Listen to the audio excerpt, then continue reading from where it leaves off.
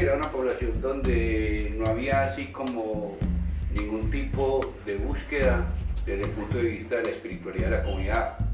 Cuando hablo de espiritualidad, hablo de la espiritualidad creativa, de pensarse a sí mismo para poder aprender a solucionar los problemas de colectividad. El Octubre Cultural también estaba en un contexto político de mucha inconformidad en esa época.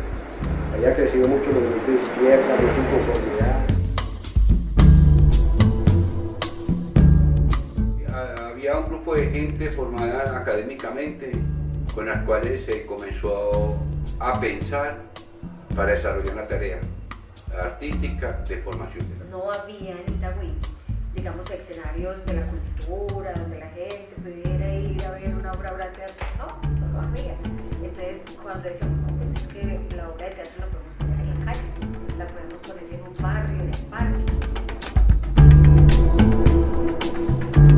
Entonces salían frases, inclusive graciosas, que se usaban en el octubre para charlar y para denunciar el problema que estaba viviendo Itagüí, que decía Itagüí, Itagua, huecos vienen, huecos van, cuento uno, cuento dos. Esa era con la idea también de mirar que estas calles no servían, están llenas de huecos.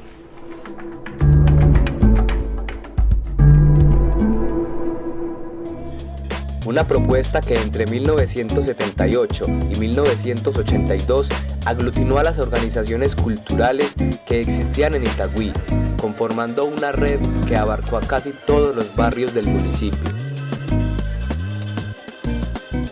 El octubre tenía una cosa muy interesante que a mí se me parece mucho como el internet. El internet usted se contacta con todo el mundo y ni se conoce, ¿sí o no? El octubre era así. Unas redes.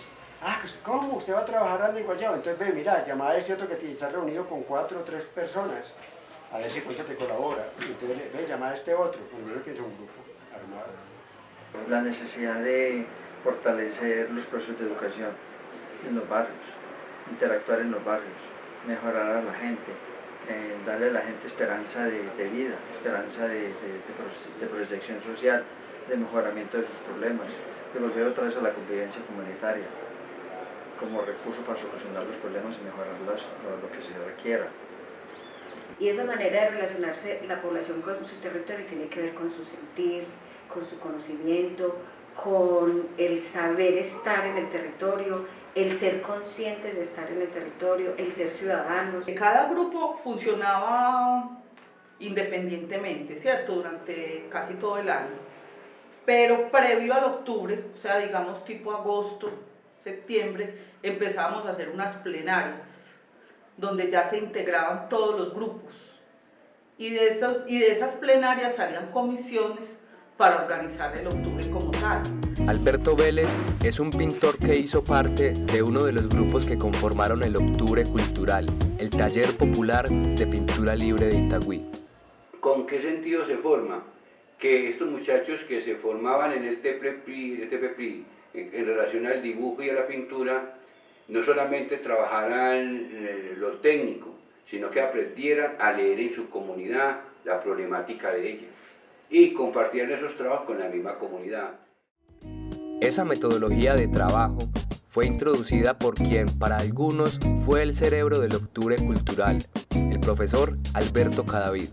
Viajó mucho a Europa, viajó a México, a Centroamérica, y creo que esa mirada del mundo le dio a él muchas herramientas para interpretar que era desde el lenguaje y desde la construcción de la estética y desde el develar de la identidad cultural que podríamos lograr que una población avanzara o creciera desde ese campo cultural y desde ese reconocimiento de identidad para apuntalarlo a otras cosas, ¿sí? Y después de estas partes teóricas que veíamos dentro de los salones, salíamos con las tablitas a aplicar no solo la parte de diseño que los dos profesores de esta área nos daban, como el trabajo de campo que hacíamos dirigido por cada vez. Entonces cada uno salíamos y cogíamos cualquier cosa que viéramos, una puerta, una ventana, una matera en una casa, un niño, una persona, cualquier cosa, cualquier elemento que nos llamara la atención. imaginación, que me gustara llevarlo a la plástica. La idea que se tenía era una educación de carácter informal, como metodología, pero no todo el mundo manejaba esa idea. ¿Por qué una educación de carácter informal? Porque lo que estamos haciendo era aprendiendo a hacer las cosas desde nosotros mismos para presentarnos a nosotros en los futuros octubres cuando estuviéramos fuertes. Al sábado siguiente, entonces, compartíamos lo observado y leíamos cada uno la ficha. Cada vid, como sabía pues las intenciones, tenía las intenciones preparadas, nos hacía preguntas referentes a ese trabajo. Y así fuimos descubriendo muchísimos elementos sociales, políticos, en todo lo que veíamos, en los colores, en las formas, en los tamaños, y en las figuras, en los personajes, en todo esto. Lo que hacíamos dentro de los trabajos de la misma comunidad se comenzaba a compartir con la comunidad de los otros, a medida que íbamos recorriendo los barrios en el octubre. O sea, había muestras de pintura, muestras de teatro, muestras hechas por la misma comunidad. A raíz del trabajo del taller de pintura, se crearon otros grupos que buscaban por medio de lo simbólico conocer su realidad. Todos los grupos hacíamos eso, o sea, de alguna manera. Entonces el grupo de teatro también, el grupo de producción artística profundizaba aún mucho más, porque digamos quienes estaban en el grupo de producción artística eran, digamos, los mayores, y además ya estaban formados, eran profesores. Por ejemplo, Alberto, que había un profesor de la Universidad de Antioquia, habían historiadores, había teatreros que ya estaban formados. Entonces lo que hacían era coger el foco de la investigación y con todas las herramientas de la investigación y las metodologías profundizar mucho más, ¿cierto? Entonces, ¿qué encontramos, digamos, en general? Que estábamos hablando de una población mestiza, una población que tenía mucha influencia africana, pues, o indígena también. ¿Qué? Porque es que cuando uno empieza a reconocerse desde la historia, en esos procesos del pasado, de cómo se fueron formando los barrios en Itagüí, cómo se fueron conformando las relaciones obreros-patronales, porque en Itagüí casi todos éramos obreros, cómo se dieron los cambios de Itagüí cuando era no un Itagüí industrial, sino un Itagüí campesino, un Itagüí que vivía de la caña y el trapiche y el tejar.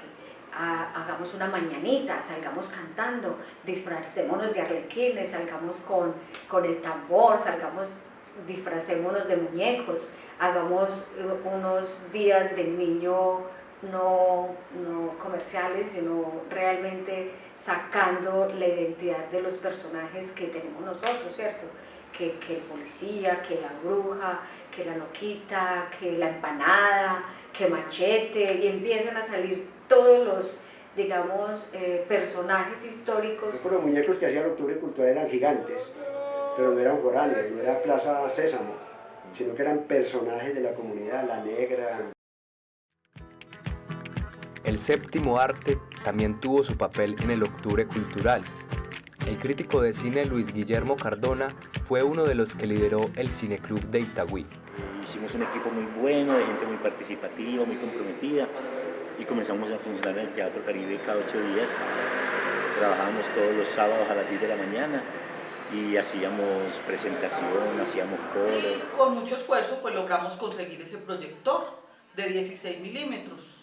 Nuevo, lo compramos y con él hacíamos proyecciones de películas ya en 16 en los barrios, en las acciones comunales, en los parques por la noche. Entonces uno llegar a un barrio con una película a color era una cosa que estremecía emocionalmente la gente, y a partir de eso se hacía cierta cultura cinematográfica. Dependíamos fundamentalmente del escaso material que tuvieran a disposición las casas cinematográficas, las distribuidoras.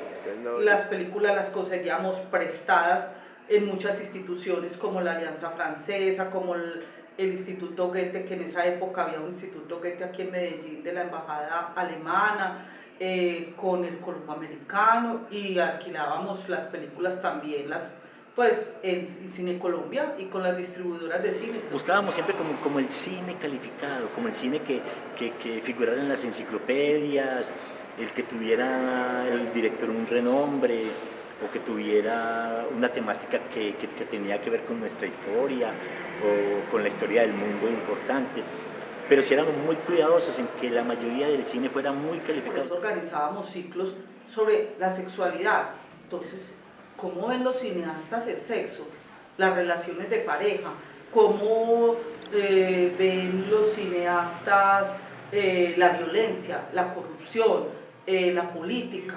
Había críticos que se formaron y los periódicos de ese momento le abrían las páginas a esos críticos amigos, Guillermo Cardona. Se daban discusiones a nivel pues, de arte, ¿cierto? De qué era el cine, estudiábamos metódicamente, o sea, con un compromiso que yo pues me parecía como muy increíble. En ese momento nosotros en las bibliotecas investigando enciclopedias, historia del cine, teoría cinematográfica. El Octubre Cultural cesó sus actividades en 1982, no sin dejar huella en muchas personas que han continuado trabajando por el arte y la cultura. A nosotros la cultura administrada por los entes políticos nos parecía un grave error. Si nosotros hubiésemos en algún momento determinado decidido que se nos apoyara económicamente en el momento político en que se estaba, era muy fácil decir, no, es que ustedes tienen que votar por el partido tal o tal, ¿cierto? Pero no de recibir plata ni cosas así para poder conservar la libertad de qué es lo que programamos, cuándo, cómo, qué hacemos, cómo lo hacemos. La coyuntura política que vivía Colombia en esa época, especialmente pues Medellín, era Itagüí y era bastante congestionada, era bastante señaladora, señalando a los líderes. Y empezó a haber muertos, desaparecidos y cosas de personas cercanas a nosotros. Y eso también generó miedo, literalmente. Hubo un ejercicio de reflexión muy larga y se nos hacía la reflexión muy desde ¿y usted quién es? ¿Usted qué piensa? ¿Usted qué produce? ¿Usted cómo está formado? ¿Usted qué está pensando ayudar al mundo? Pero usted también qué está haciendo. Ahí hubo dos posturas, como en todos los procesos, y es quienes dijeron, no, es que esto se sigue haciendo, y se sigue haciendo en los barrios, y si hay mucha dificultad, la hacemos solamente con los barrios, articulados con las acciones comunales, y otros dijeron, no, es que esto no hay manera de seguirlo, vamos a reflexionar, vamos a ver qué hacemos, nos quedamos nosotros armando y fortaleciendo lo nuestro. Había una crisis, ya estamos en una crisis, yo no sé para qué años fue esta crisis, pero fueron los momentos finales donde la organización se fue descomponiendo, se fue desintegrando. Entonces muchos procesos investigativos, muchos procesos creativos quedaron inconclusos como organización, pero se siguieron desarrollando como individuos. Yo creo que el arte se reforzó mucho y mucha gente siguió trabajando en la parte artística. Yo seguí escribiendo y pintando. O sea, eso fue un momento que a nosotros a nivel personal nos hizo crecer demasiado. Ya teníamos una visión política del mundo y a mí me completó la visión global del mundo, esa visión artística también.